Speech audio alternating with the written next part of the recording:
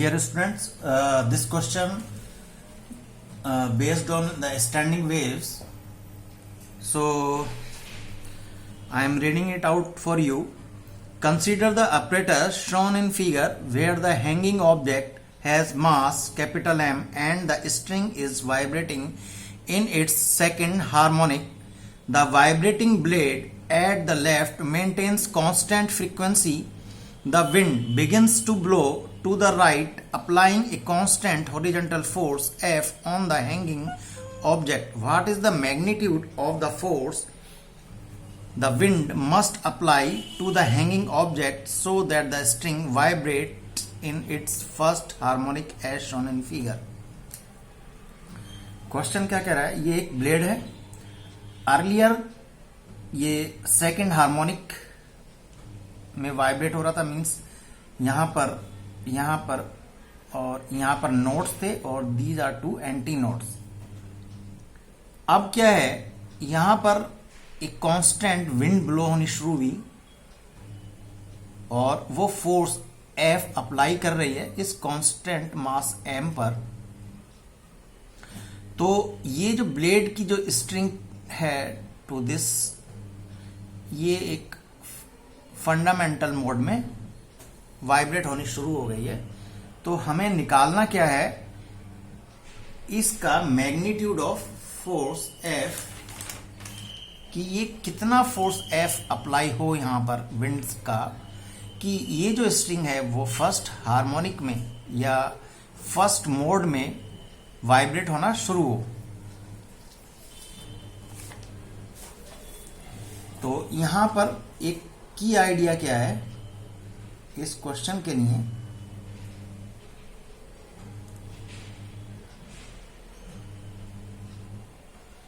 कि जो टेंशन लग रही है, tension on the string after the force applied is vector sum of wind force F and weight mg. तो कहने का मतलब, जब यहां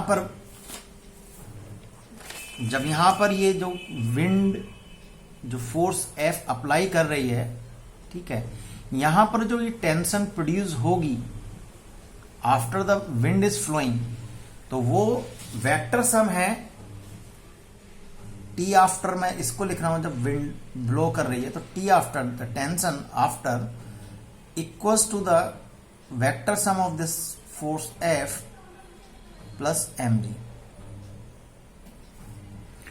तो यहां से देखेंगे तो क्या ये बन रहा है, ये एक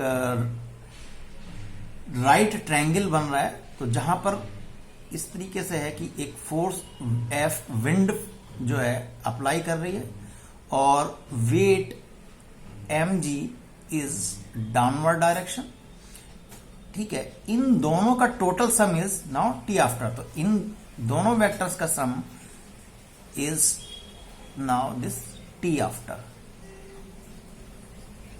तो यहां से ये क्या बनाया, दिस राइट एंगल ट्रायंगल बनाया इसने. तो ये राइट एंगल ट्रायंगल बना और हमें रिलेशन पता है, relation of frequency and tension. वो क्या होता है, that F equals to N upon 2L. ठीक है, 2L क्यों, ओपन है, ठीक है, क्लोज्ड सिस्टम कुछ नहीं है, जैसे क्लोज्ड पाइप हो कोई, and that is under root of T tension upon mu. Mu means mass per unit length, mu means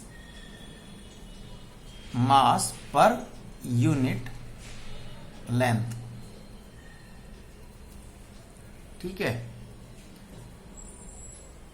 ये हमें रिलेशन पता है। और where n is number of loops, n क्या है, नंबर ऑफ लूप्स है। तो अब यहां हो क्या रहा है कि before and after the application of wind, means जब विंड हमने यहां पर ब्लो नहीं की थी तब, और उससे पहले हमारी फ्रीक्वेंसी, जो फंडामेंटल फ्रीक्वेंसी का जो फार्मूला होता है, जो रिलेशन है, तो क्या होगा, that f equals to n1 upon 2l and that is t1 upon mu, and f equals to n2 upon 2l under root of this t2 upon mu. n1 means number of loops, तो before applying this n1 is number of loops and after that n2 is applying wind. तो before some tension t1 होगी और after the wind there is tension t2 in the string. Length remains the constant, mu is remains the constant, ठीक है। तो यहां पर आप एक रिलेशन देखेंगे कि thus there is 2l f under root of mu, क्योंकि फ्रीक्वेंसी भी कांस्टेंट है विंड ब्लो होने के बाद, length remains constant and this mu mass per unit length will constant equals to n1 and this is t1 equals to n2 equals to t2।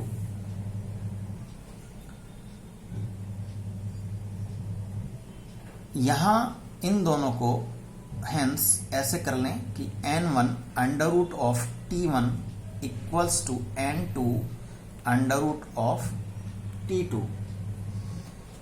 Hence this n1 upon n2 equals to root of t1 upon root of t2, ठीक है। इनको square करें दोनों sides तो क्या होगा, n1 upon n2 का whole square equals to t1 upon t2।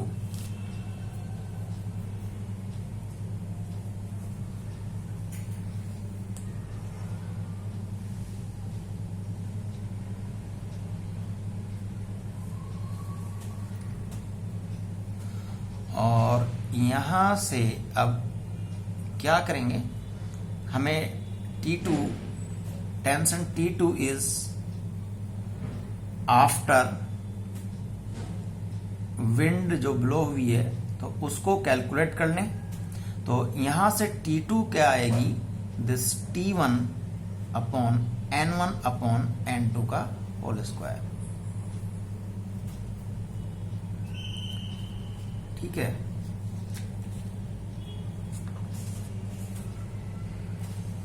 तो यहां से हमने निकाला कि t2 equals to t1 n1 upon n2 का होल स्क्वायर, जहां पर n1 number of loop, n1 means जब विंड ब्लो नहीं हो रही थी तब कितने लूप में थी, 2 लूप्स में। n2 जब विंड ब्लो हुई तो फंडामेंटल मोड आया, मीन्स 1 लूप, और यू कैन से 1 सेगमेंट। तो यहां से t2 equals to t1 and this t1 is nothing but, अगर हम उसको मास m है तो यहां पर दिस mg, और दिस इज t1 जब विंड ब्लो नहीं हो रही थी। तो यहां से mg n1 का होल स्क्वायर अपॉन n2 का होल स्क्वायर।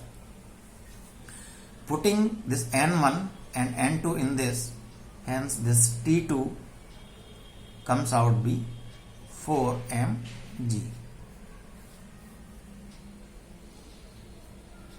और यहां पर मैंने बताया था in this diagram this makes a right angle triangle, ठीक है। तो इसमें पाइथागोरस थ्योरम लगाओ तो टी आफ्टर का whole square equals to this m g square plus F का होल स्क्वायर। तो यहां से by using the geometry from geometry apply Pythagoras theorem, तो यहां से क्या आएगा, दिस T2 का whole square equals to F का होल स्क्वायर प्लस mg का होल स्क्वायर, ठीक है। तो यहां पर T2 हम कैलकुलेट कर चुके हैं, तो इस T2 को यहां पर रख दें। तो ये T2 क्या आएगा, 4mg का whole square equals to 4 square plus mg का होल स्क्वायर। तो यहां से F square equals to 16 mg का होल स्क्वायर माइनस mg का whole square, that is 15 mg का whole square. Hence this force is